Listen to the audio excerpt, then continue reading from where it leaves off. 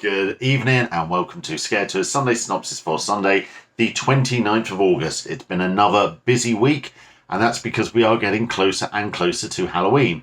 In fact, over in the US, some of the Halloween events have already started or are close to starting. The Magic Kingdom in Walt Disney World, the Boo Bash has started. That's the replacement for Mickey's Not So Very Scary Halloween Party. And of course, the grandfather of all Halloween events, Halloween Horror Nights, is due to open. I think it's either next week or the week after, so it's very close. But over here, we've got a few more weeks to go. Towards the end of September, early October is when we're going to start seeing stuff open. But let's dive into all the news for this week, including the final reveal for Thorpe Park Fright Nights. Now, as you know, there's been a teaser trailer going on for the last week or so. And of course, we now have the full lineup of everything that is coming to Thorpe Park this year. So we've got a brand new maze called Trailers. This looks to be a retro maze, looking at trailers from past horror movies. But let's face it, when you look at the names of some of those horror movies like Vulcan Voodoo and a few other things there, they look like they are related to existing or pre-existing mazes at Thorpe Park. So the rumour has been for a long while of a retrospective maze, and it looks like that might be what we're getting.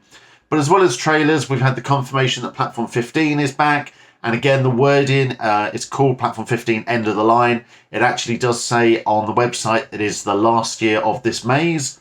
I think it probably has overstayed its welcome. And then, of course, we've got the return of the amazing Creek Freak Massacre. Last year, we just had Creek Freak Unchained, the outdoor scare zone. So now we've got the return of the individual maze. We also have a number of different scare zones, including the Crows Scare Zone. We've got the Creek Freak Unchained back again. We've got Swarm Invasion. We've got the Birthday Bash show, which is a roaming thing. We've got more roaming crows, and we've got a Fire and Light show. It really does sound like Thorpe Park are really going over the top with this. The only thing that a lot of people are already moaning about is the fact you will have to pay for the mazes. Now, I don't have a problem with this. The mazes have always been paid at Alton Towers for a long time, and it actually gives the park a bit of extra money to be able to spend it. So if they are going to charge you for it, you would hope that the mazes are going to be higher quality, like Creek Freak Massacre was. So the interesting thing is, if you look at the price, it's going to be about £27 to do all three mazes. We are obviously hiring Thorpe Park Fright Nights for ScareCON Aftershock on the 4th of November. And there you will be able to go round and round and round. So suddenly, the price we're charging for Aftershock with the after show party and everything else like that will give you a chance to go round and round on mazes that you might not be able to do during operating time. So do have a look. We are over 75% of our ticket allocation is now sold. So if you want to come to Thorpe Park for ScareCON Aftershock on 4th of November, you'll need to book soon. In other news this week, Cattows Farm have announced their Halloween Farm event, which is their family-friendly event. We reached out to them to find out whether they were going to be doing Halloween World as well, like they did last year, which was more adult scare-related. They're saying that the Halloween Farm is purely the daytime stuff, and that Halloween World is due to return. So more news on that when we hear from it.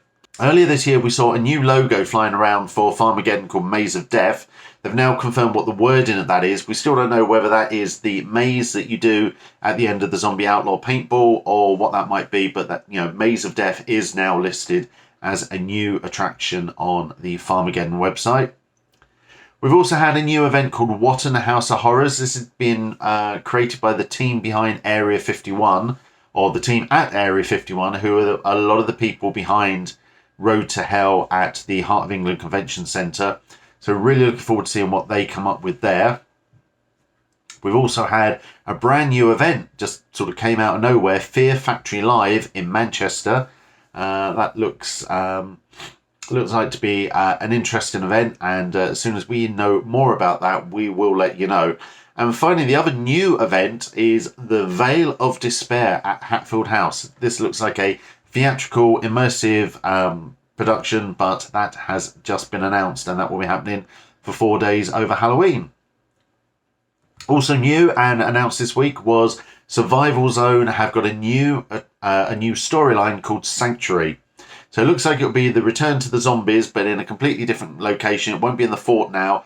It will be in Wareham, just down the road. We understand that's going to be on an industrial site with some indoors and outdoor experiences, so that will be interesting.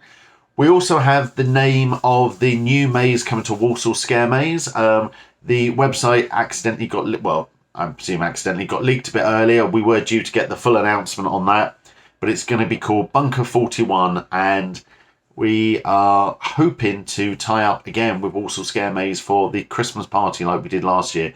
Those who may remember, we did Christmassacre, we did a Face It Alone experience, so we are hoping to do that again for Christmas this year. Also announced this week, House of Frankenstein, Victor's Lair. The escape room is due to open very soon. Booking is now being taken for that. If the detail in the escape room is anything like the rest of the House of Frankenstein, that'd be a really good experience. So do check that out. Other news is that the Wicked Experiences have confirmed the return of Zombie Nightmare. It's only coming to one venue this year, which will be in Swindon. But then after that, they'll hopefully be going out to different shopping malls in the new year. So look out for more details from them.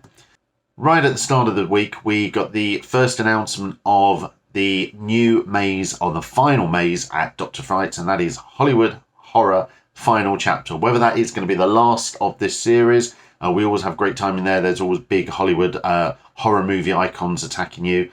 So yeah, that might be the last year, but that will be joining the other mazes on the Dr. Frights World Tour.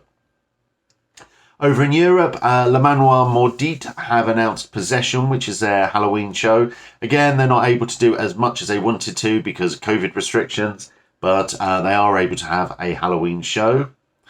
Talking of COVID restrictions, over in Walibi, Holland, we mentioned last week they're being really strict about you have to have you have to be tested, you have to be proved negative before you can go in.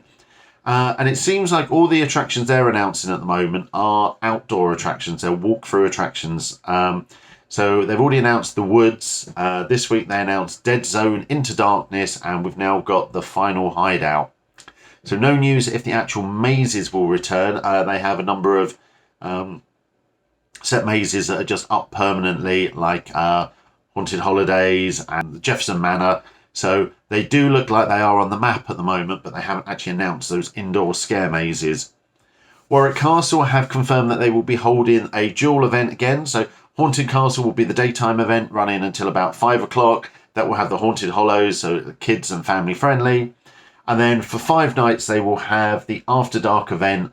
We don't know yet whether they'll have any mazes. Last time they had the Dead of Night, but this was much more of a festival atmosphere, with food courts, live bands and stuff like that. So it's great to see that that's actually back. We've also seen this week announced that there'll be a new faction at Traumatica. So the Rotters, which are clearly zombies, will be trying to take over at Traumatica. So it looks like they're invading the Resistance maze. There's always been zombies there, but they've never actually been called a name. So it seems to be a new faction there. The only thing different at Traumatica this year, there doesn't appear to be any shows like the Ice Show. There's no Vampires nightclub afterwards. So again, they've got very strict rules about you have to have had a test and you need to be double vaccinated before you go in. So a lot of European parks being very, very strict about COVID and about letting people in. It's interesting that so far no UK parks or anywhere have done that. I think our UK parks still do the temperature check, but yeah, quite a few European parks really looking for absolute proof you've been vaccinated or you've recovered or you've had a negative test. This week also saw the announcement of the Grimmfest lineup. The Grimmfest is the horror movie festival up in Manchester, so you can have a look at that lineup. And the Bloody Hive, which was going to be a new event in Kent, have confirmed to us that they have cancelled this year and they're pushing that forward into 2022.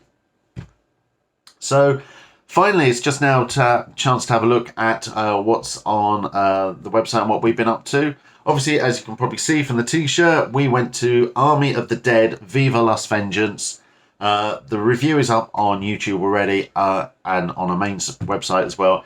Absolutely loved it. Really, really enjoyed the experience. If you get a chance to do it, I really would recommend it. It was great fun.